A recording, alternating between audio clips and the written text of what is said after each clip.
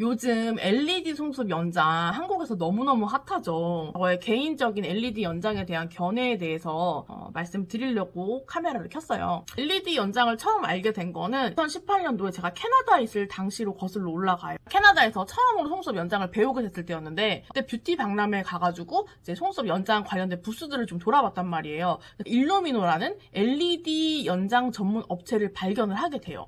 일루미노라는 회사의 사장은 양수진이라는 한국인 분이시고요. 그분은 어렸을 때 미국으로 이민 가가지고 영어밖에 못하시는 것 같긴 한데 어쨌든 한국 분이시고요. 제가 알기로는 전 세계 최초로 LED 연장을 갖다가 만들어가지고 전파를 하신 분으로 알고 있어요. 2018년도까지만 해도 이런 LED 연장을 같은 걸 구글에 검색했을 때 나왔던 다른 업체가 없었거든요. 박람회에서 이제 LED 연장을 처음 보고 나서 집에 돌아가가지고 개별적으로 서치를 더 하게 됐어요. 그래서 그때 제가 궁금했던 것이 총 5가지가 있었어요.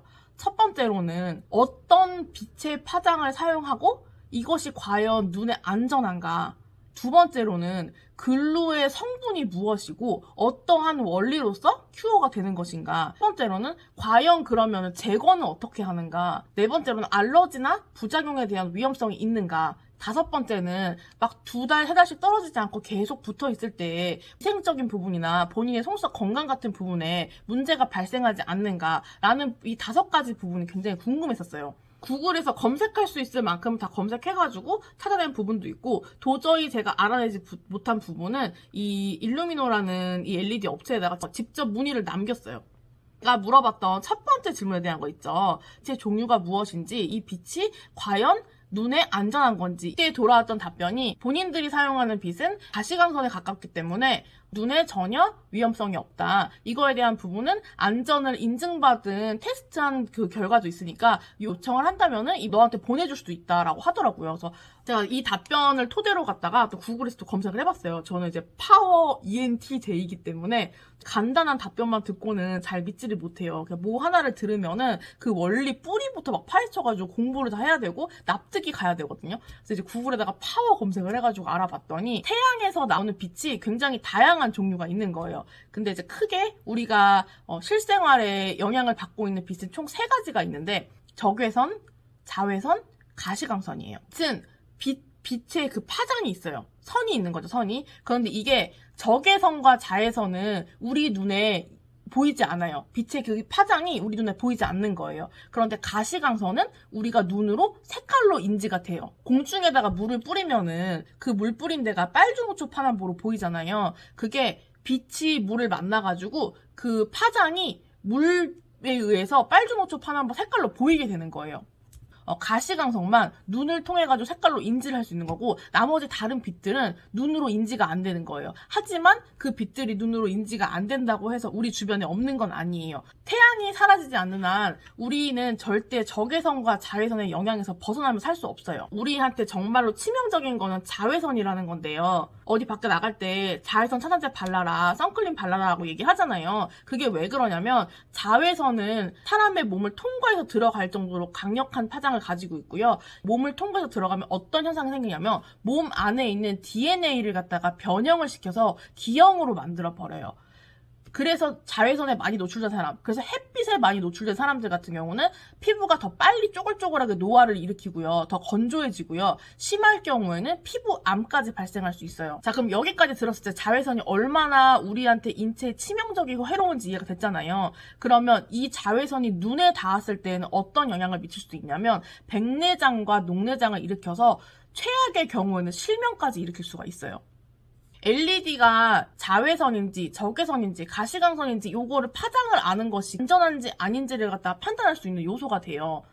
옆에 보시는 사진을 보면은 어느 정도 범위 안에 있는 애들은 적외선, 어느 정도 범위 안에 있는 애들은 자외선, 어느 정도 범위는 가시광선처럼 이렇게 범위가 숫자로서 나눠져 있고 최근에 이제 한국에서 이게 유행하기 시작했을 때 업체들이 굉장히 많이 생겼잖아요. 갑자기 우후죽순으로 막 전염병 퍼지듯이 갑자기 많아졌잖아요. 그래서 이게 과연 진짜로 안전한 파장을 사용을 하고 있는 것인지가 궁금해서 업체에 이제 컨택을 해가지고 혹시 이거를 만들고 나서 테스트를 이제 어디에 의뢰를 할 거 아니에요. 이게 안전한지 아닌지 임상 실험한 결과물이 있냐라고 했더니 그 업체들이 하나같이 다 굉장히 의심스러운 목소리로 도대체 어디서 연락 주시는 거냐고 반문을 하더라고요. 그냥 시술을 하는 원장이다. 임상 그 결과만 보고 싶을 뿐이다. 뭐 이거를 기술을 훔쳐와가지고 만들거나 그런 업체가 전혀 아니다. 길이가 뭔지 알려준 업체도 없었고 이 결과물을 받은 업체도 없어요. 지금 현재 시술을 하시는 분들이 1, 2년 후에 시술을 하고 나면은 어떠한 문제가 생겼다. 그랬을 때 이제 제가 알 수 있는 부분이라서 저는 지금은 이제 한 발자국 뒤로 물러나가지고 시장을 좀 지켜보고 있는 상태예요. 두 번째로는 글루의 성분 부분인데요. 일반적으로 시중에서 판매하는 모든 글루들은 80% 이상이 시아노 아크릴레이트라는 성분으로 이루어져 있어요. 그런데 이 시아노 아크릴레이트가 처음엔 액체 상태예요.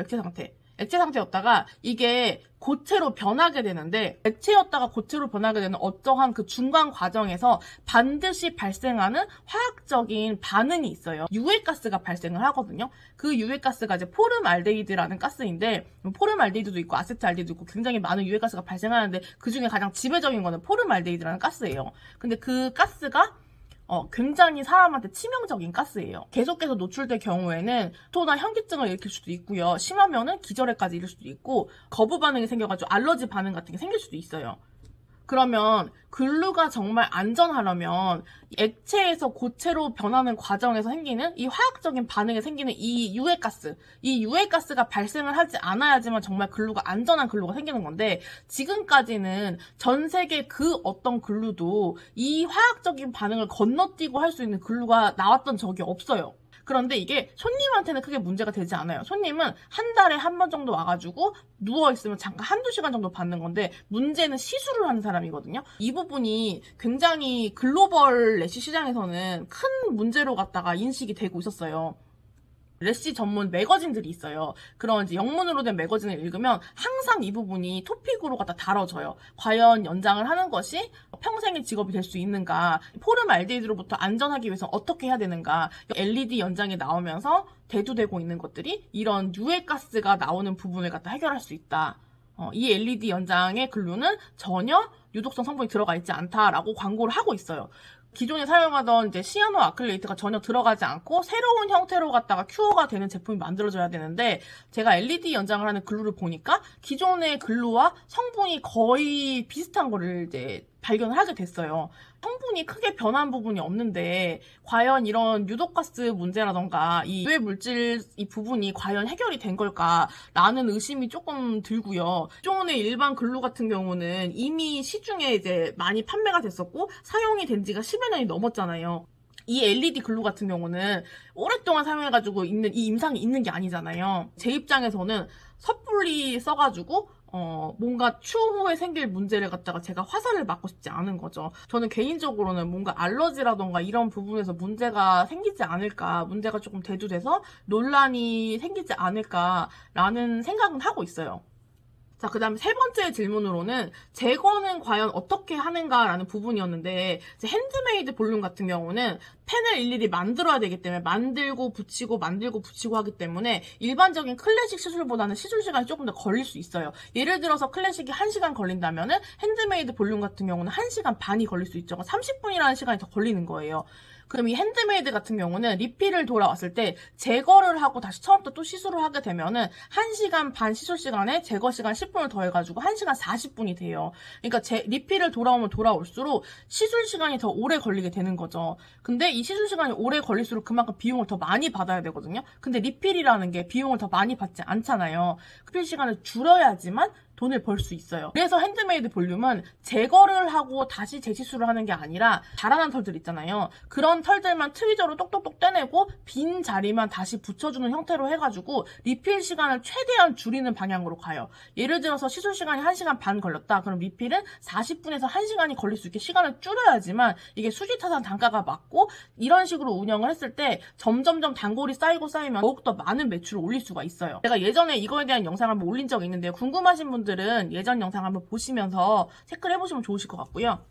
그냥 일반적으로 사용하는 일반 제거제를 사용해가 제거할 수 있다. 하지만 제거가 쉽게 되진 않을 거다. 그게 우리의 장점이자 강점이다 라고 얘기를 하더라고요. 그래서 그걸 제거할 때 트위저로 갖다 이렇게 찢으려고 하면은 찢어지지가 않아요. 유지력이 정말 오래 가는 건 맞긴 맞아요. 하지만 이거를 자라난 털을 제거를 해주고 다시 새로 붙여줘야 되는데 제거를 못한 채로 갖다 그냥 위로 쭉 자라는 걸 냅두면은 굉장히 지저분하거든요. 이게 일렬로 가지런하게 있어야 되는데 가지런하지 못하고 들쑥날쑥하게 되는 거예요. 이게 모근이 무게를 견디지 못해서 휘청휘청하게 되거든요. 그 과정에서 휘청휘청 돌아가기도 하고요.